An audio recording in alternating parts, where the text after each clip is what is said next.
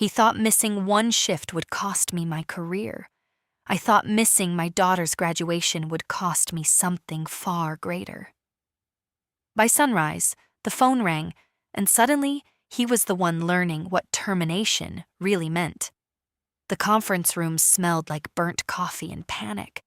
Fluorescent lights hummed overhead, washing everyone in that pale, sleepless glow reserved for audits and bad news. The screen at the front of the room displayed 3 sterile words in bold white letters: Defense Contract Renewal. Beneath it, the countdown clock ticked like a second heartbeat no one could silence. I adjusted the stack of printed schematics in my lap and checked the time. 4:12 p.m. across town, in an auditorium draped in blue and gold streamers. My daughter would be lining up in alphabetical order, smoothing the crease of her gown, pretending not to scan the audience for me. And here I was. "You're not seriously leaving at 5, are you?"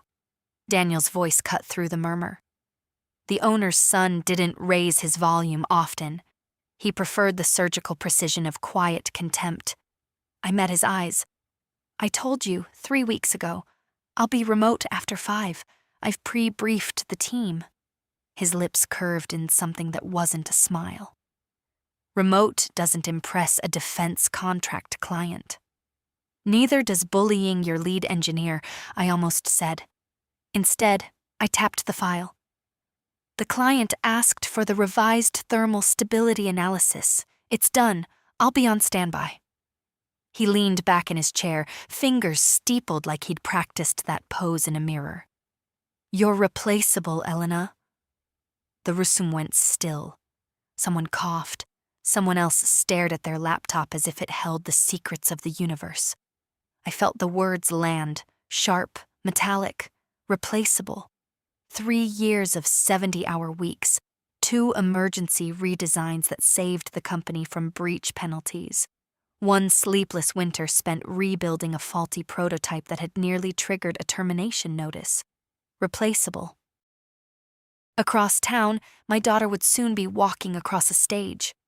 I closed my folder. "I'll be remote," I repeated, calm enough to surprise even myself. Daniel's jaw tightened. "If you skip this shift and don't come back, don't expect your badge to work tomorrow." There it was. Not loud, not dramatic, just cold. The defense contract was worth 8 figures. The client call scheduled for the morning would decide everything. Daniel wanted bodies in chairs, visible loyalty, obedience under fluorescent light. He wanted optics. I wanted to hear my daughter's name spoken over a microphone. The room felt smaller, air heavier. Every eye darted between us like they were watching a tennis match they didn't want to attend. "You're making a mistake," he added softly. I thought of the nights I'd missed bedtime because a simulation crashed at midnight.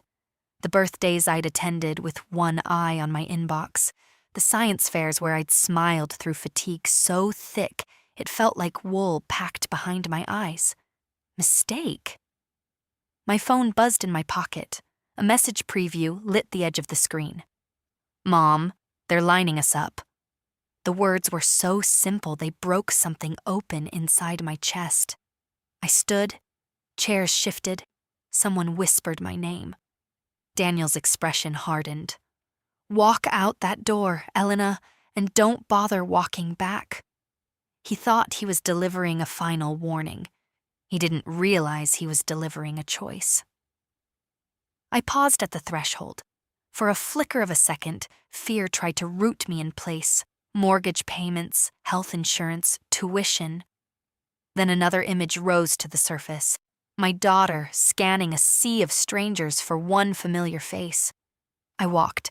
The hallway outside the conference room felt brighter, almost defiant. My heels clicked against polished tile like punctuation marks at the end of a long sentence. Behind me, the meeting resumed. Slides advanced, voices droned. Ahead of me, sunlight streamed through the lobby windows, warm and unapologetic. My phone rang just as I reached the parking lot. For one terrifying second, I thought it was Daniel. It wasn't. It was the client liaison. I let it go to voicemail. I was already driving. The auditorium parking lot overflowed onto the grass. Parents in pressed shirts and floral dresses hurried toward the entrance, programs clutched in hopeful hands. The air smelled like hot pavement and anticipation. Inside, the room buzzed with applause and nervous laughter. I spotted her immediately, third row from the aisle, cap slightly crooked, smile too wide to contain. She saw me. Relief flickered across her face like sunrise breaking through clouds. In that instant, nothing else existed. They called her name. She walked. I clapped until my palms stung. And somewhere in a cold conference room miles away, the defense contract presentation continued without me. But as my daughter hugged me afterward, diploma clutched between us like fragile glass. My phone vibrated again. 3 missed calls, 1 voicemail, and a text from Daniel that read, "We need to talk, now." The night air felt different as I stepped outside, thicker, charged. I didn't know yet that by morning, the word termination would echo through a very different office. If I had known what was about to happen when that defense client made his own call, I might have saved the voicemail. But some lessons are better delivered live. You won't believe who picked up the phone the next morning, and what he said. Morning arrived with the kind of quiet that feels deceptive, like the pause before a storm decides which direction to turn. I was already awake when my alarm chimed, not because of Daniel's text, not because of the 3 missed calls, but because my daughter had placed her diploma on the kitchen table before going to bed, and I'd stood there staring at it long after the house fell silent. The paper caught the early light, edges glowing softly, proof that some moments cannot be postponed. My phone lay beside it. 6 new notifications, 1 voicemail from Daniel at 9:42 p.m., 2 emails marked urgent, 3 missed calls from the client liaison. I inhaled slowly before pressing play. "Elena, call me immediately." Daniel's voice sounded different, less steel, more static. "There's been a situation. Corporate language for earthquake. I didn't call him back. Instead, I opened my email. The subject line of the first message read, "Client call, 7:15 a.m., mandatory attendance." The second was shorter. "Where were you? No greeting, no punctuation." I glanced at the clock. 7:02 a.m. The defense contract client was precise to the minute. Former military procurement officer, now head of acquisition oversight, a man who noticed inconsistencies, the way surgeons notice tremors, and Daniel had wanted optics. I dialed into the call at 7:14. Silence greeted me first, thick and waiting, then the client's voice. "Is this Elena Morales?" "Yes, sir." A beat. "I was told you were unavailable yesterday." Across the line, I could almost hear Daniel shifting in his chair. "I attended my daughter's graduation," I replied evenly. But the revised thermal stability analysis was completed and uploaded before the meeting. I remained reachable. Another pause, longer this time. "And did you review the final slide deck, Miss Morales?" "Yes." "Then perhaps you can explain why slide 47 contains an outdated tolerance model." My stomach dropped, but only for half a second. "It doesn't," I said calmly, "unless someone reverted to version B instead of version D." Silence again, paper shuffling, a keyboard click. Daniel cleared his throat. The client cut him off. "I'm looking at version B." My pulse steadied instead of racing, because I knew something Daniel didn't. Before leaving the office yesterday, I had uploaded version D to the shared server and emailed the client liaison directly with confirmation. A time-stamped message, attached documentation. I opened my sent folder. There it was. 7:02 p.m., previous evening, after the ceremony, after dinner, after cake. Because remote doesn't mean absent. Sir, I said carefully, version D was sent to your liaison at 7:02 p.m. last night. It corrects the tolerance drift and addresses the heat variance issue noted in your last review. More keyboard clicks, a sharp inhale on the other end. I have it, the client said. The air in the virtual room shifted. Daniel's voice came in, strained. We were under the impression that your lead engineer abandoned the project, the client finished coolly. Because that is what I was told. Heat crept up my spine. Not anger, not yet, recognition. Daniel had tried to control the narrative. She left before final review, he added weakly. I left after submitting completed work, I corrected, still steady. The updated model increases stability margins by 12%. It also prevents the overheating issue that triggered last quarter's termination notice warning. Silence. Then the client spoke, each word deliberate. I do not tolerate misrepresentation. The sentence hung in the air like a blade. A faint rustle suggested someone adjusting their headset. Daniel again. Sir, we can clarify. You will, the client replied, but not on this call. The next words came slower. Ms. Morales, thank you for your diligence. The call ended without goodbye. For a moment, I sat perfectly still at my kitchen table, staring at my reflection in the black screen of my laptop. Then my phone rang.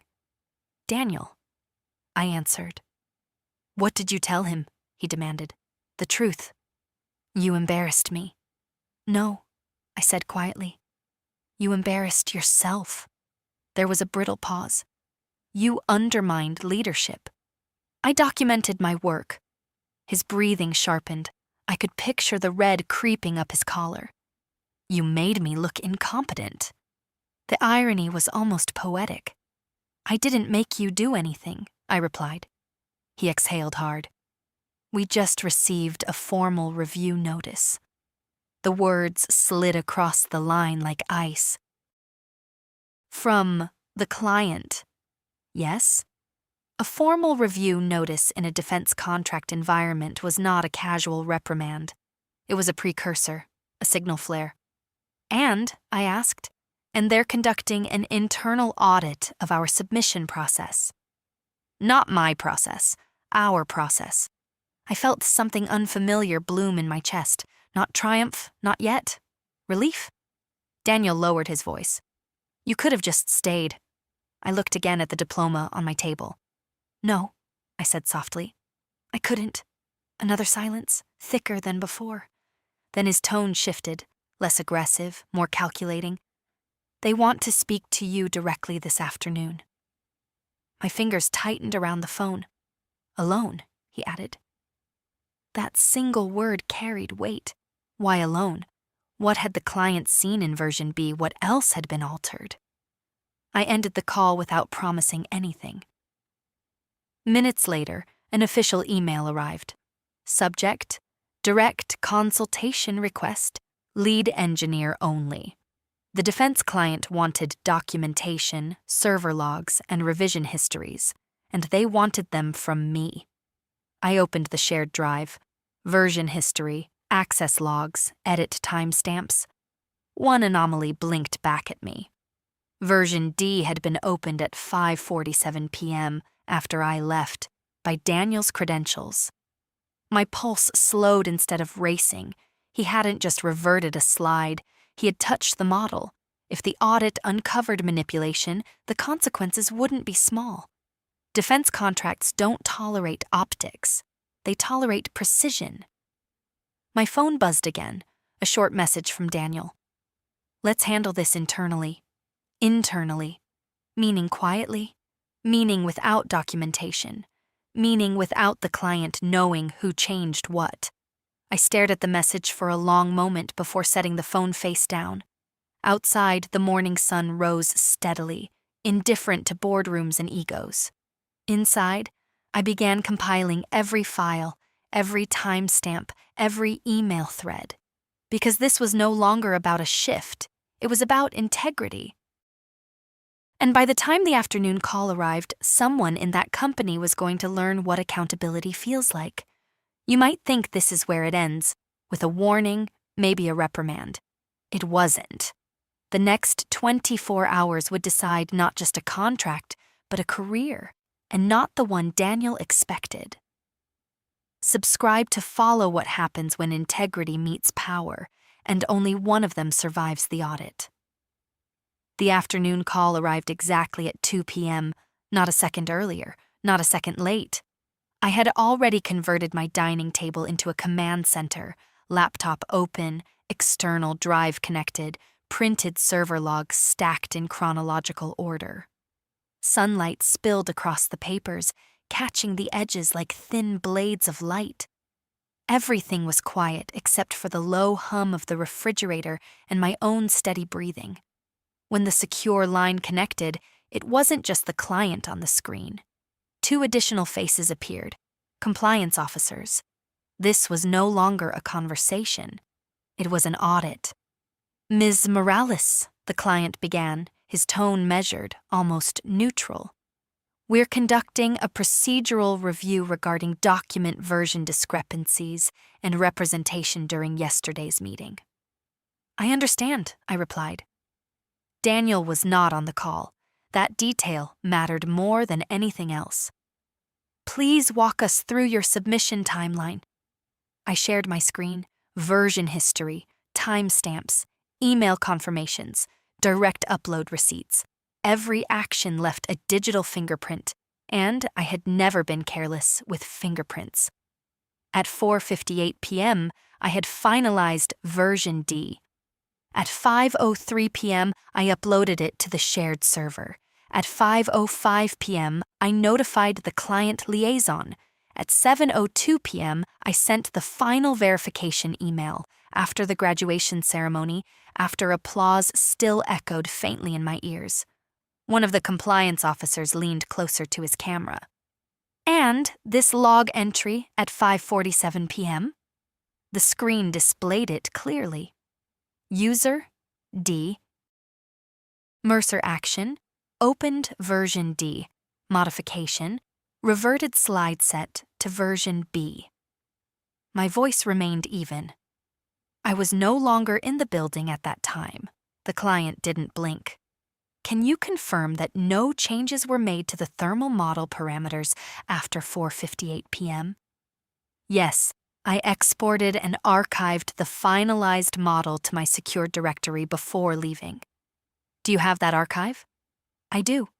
I uploaded it to the secure portal. A progress bar filled slowly across the screen. Each percentage point felt like a drumbeat. The compliance officer downloaded the file, opened it, cross-checked parameter values against the slide deck presented during the meeting. "Version B contains tolerance values from 6 weeks ago," he said quietly. "Values previously flagged during preliminary review." Silence followed, heavy, intentional. The client folded his hands. "Ms. Morales, were you informed that your absence would be characterized as abandonment of duty?" The phrasing was surgical. "No," I replied. "I informed management 3 weeks prior that I would attend a pre-scheduled family event. I confirmed deliverables would be completed in advance." "Do you have documentation of that notice?" "Yes." I forwarded the email thread. 3 weeks old, clear subject line, acknowledgement from Daniel. "Understood. We'll adjust accordingly." Another silence. Then the client asked the question that shifted the air completely. "Why do you believe version D was reverted?" I paused, not for drama, but for precision. "I don't speculate," I said carefully. "I document." The compliance officer muted briefly, likely cross-referencing internal access logs on their end. When he returned, his tone had changed. "Our server records indicate that after version D was opened, the slide set was rolled back and marked as final for presentation." The client's gaze remained steady. "By Mr. Mercer." Not a question, a fact. Somewhere across town, Daniel was probably pacing. In that moment, I felt something unexpected. Not anger, not vindication. Clarity. The fluorescent conference room, his quiet threat. The word replaceable hanging like cheap cologne in the air. It wasn't about optics. It was about control. And control leaves footprints. Ms. Morales, the client continued, this contract requires accuracy, not posturing. I agree. We also require leadership that does not misrepresent project integrity. The word leadership lingered like a warning shot. Another compliance officer spoke up. Given the evidence, we will be issuing a provisional review notice to your executive board. Provisional review notice, not termination, but close enough to feel the heat. And your role? The client asked, eyes fixed on me. I will continue delivering accurate work, I answered simply. A faint nod. The call ended without ceremony. I sat back, exhaling slowly. 10 minutes later, my phone lit up. Daniel. I let it ring once, twice, 3 times. Then I answered. What did you send them? His voice was no longer sharp. It was tight. Everything they requested. You blindsided me. I complied with the client. You could have warned me. The irony almost made me laugh. You warned me, I reminded him softly. Skip this shift and don't come back. A strained breath on the other end. They're escalating this to my father. That landed. The owner. The real one. This doesn't need to go further, Daniel added quickly. We can explain it as a clerical oversight. A clerical oversight doesn't carry a user credential stamp. It wasn't clerical, I said. Silence, then lower. You're damaging the company. No, I replied calmly. I'm protecting it. Another long pause. When he spoke again, the edge was gone. They're requesting a leadership review meeting tomorrow morning. Leadership review, not performance review. Leadership, which meant this wasn't about a missed shift. It was about trust. After the call ended, I stared at the quiet kitchen. My daughter's graduation cap rested on the chair beside me. The tassel caught the light, shimmering faintly. Yesterday, I had walked out of a room under threat. Today, I had walked through an audit with documentation. And tomorrow? Tomorrow would not be loud. There would be no dramatic confrontation, no raised voices, just a boardroom, an owner, server logs, and the quiet weight of consequences settling into place. Daniel had tried to make me small. He had no idea how large the paper trail had become. The boardroom was colder than the conference room had been, not in temperature, though the air conditioning hummed with corporate indifference, but in atmosphere. This was not a room for presentations. It was a room for decisions.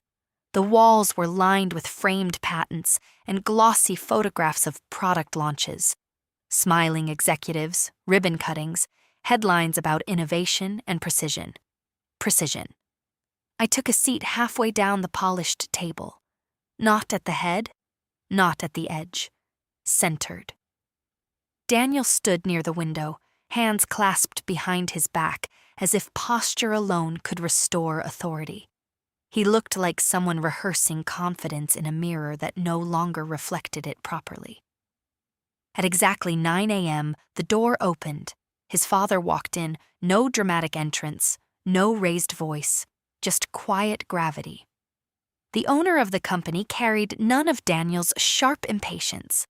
His movements were slower, deliberate, his gaze assessing. He nodded once to me, once to his son. Let's begin. A compliance officer joined via screen. The defense client was not present, but his influence was.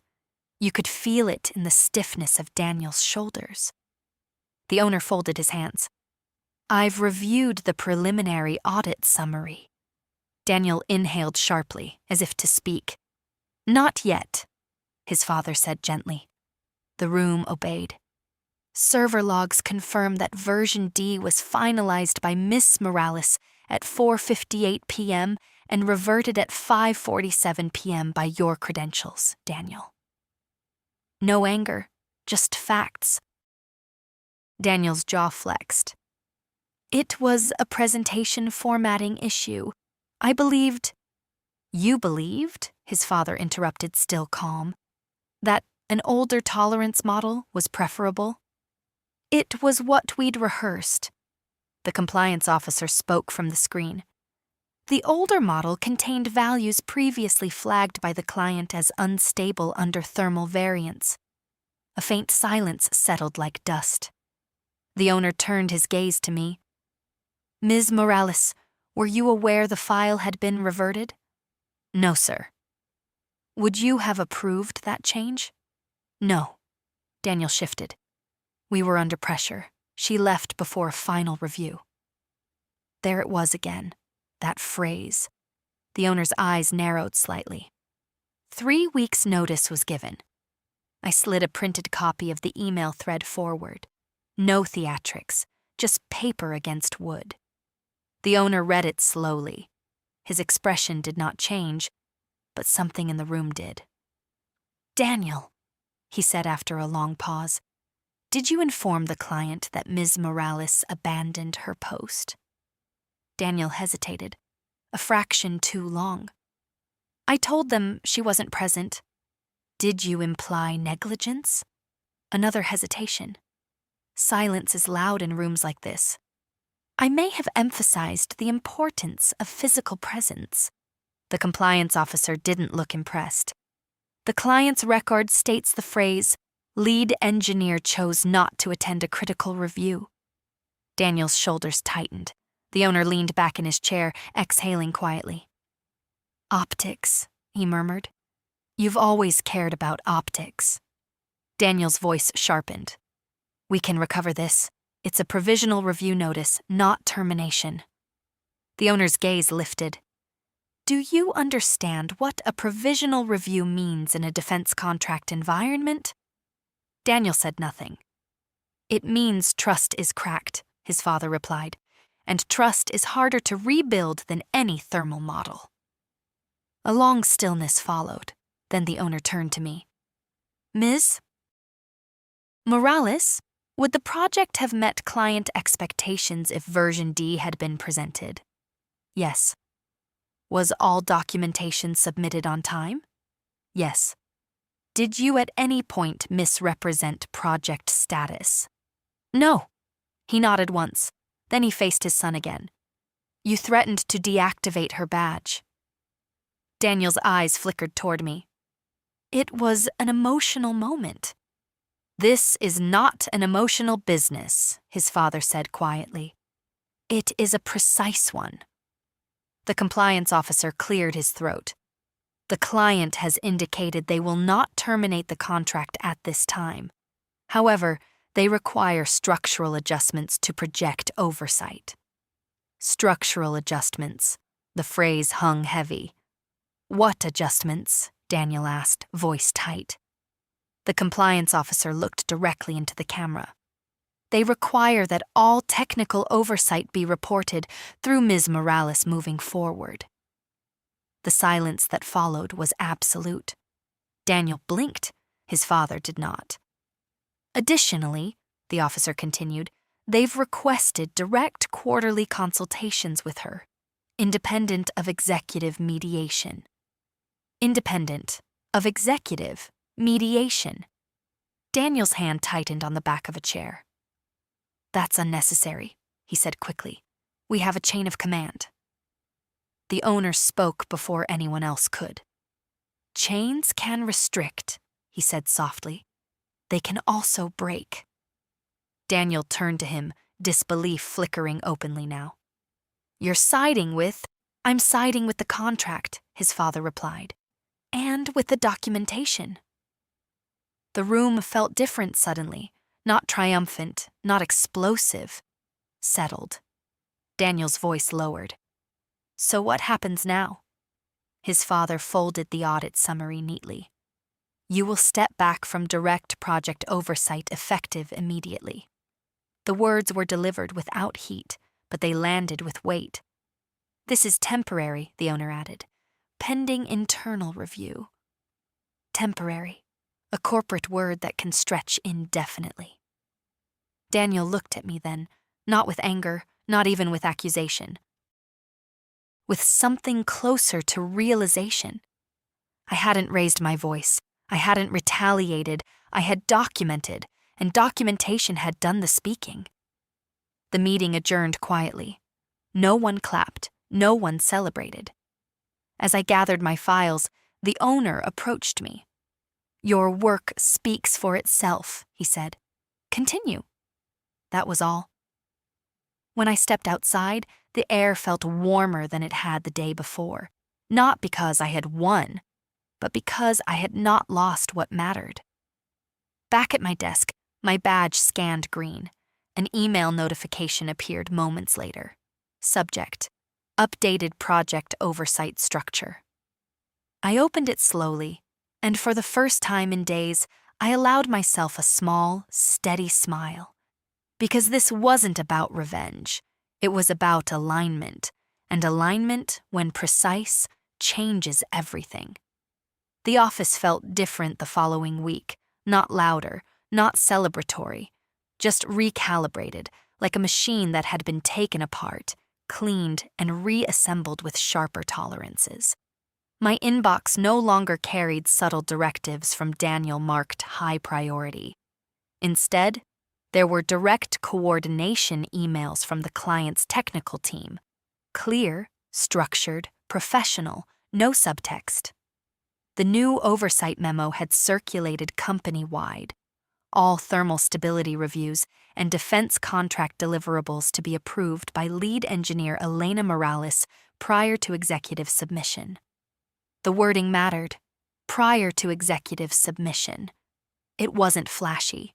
It wasn't a promotion announcement with balloons and applause. It was something far more durable. Authority anchored in process. Daniel still came to the office. He occupied his glass-walled corner space like someone adjusting to altered gravity. Conversations near his door were shorter now, measured. The swagger had softened into something quieter. We crossed paths on Tuesday morning by the elevator. For a brief second, the silence felt familiar, the echo of that conference room confrontation. "You handled it well," he said finally. There was no sarcasm in his tone. "Handled what?" I asked lightly. "The audit." I held his gaze evenly. "I handled my work." A pause. Then, almost reluctantly, "I shouldn't have said you were replaceable." The fluorescent lights hummed above us. The elevator dinged somewhere down the hall. "No one is," I replied. The doors opened and the moment closed without drama. Upstairs, the project team had gathered for the weekly review. For the first time, the agenda had my name at the top, not as a presenter filling a gap, but as the designated technical authority. I began the meeting the way I always did. No theatrics, just clarity. "We're adjusting the tolerance simulations to exceed baseline requirements by 15%. Documentation will be logged before executive review." Heads nodded. Questions were sharper. Discussions more focused. Without optics clouding the room, precision had space to breathe. Midway through the meeting, my phone buzzed quietly in my pocket. A text from my daughter. "Guess who got invited to speak at the honors ceremony next month?" I smiled before I could stop myself. I typed back, "Guess who wouldn't miss it for anything?" Because that was the difference now. I didn't feel like I was balancing on a wire between work and life. I felt anchored. Later that afternoon, the defense client requested a brief direct call. No tension this time, no audit tone. "Ms. Morales," he said, "the updated model exceeds our projections. Well done." "Thank you. We value accuracy." "I do too." A pause, short, deliberate. "You chose correctly last week. It wasn't framed as a question. I didn't ask what he meant. Work should never demand you misplace what defines you, he added. The call ended there. I sat quietly for a moment after, absorbing the simplicity of it. Work should never demand you misplace what defines you. The words settled somewhere steady inside me. By Friday, the internal review concluded. Daniel would retain his title, but without unilateral oversight on the defense contract.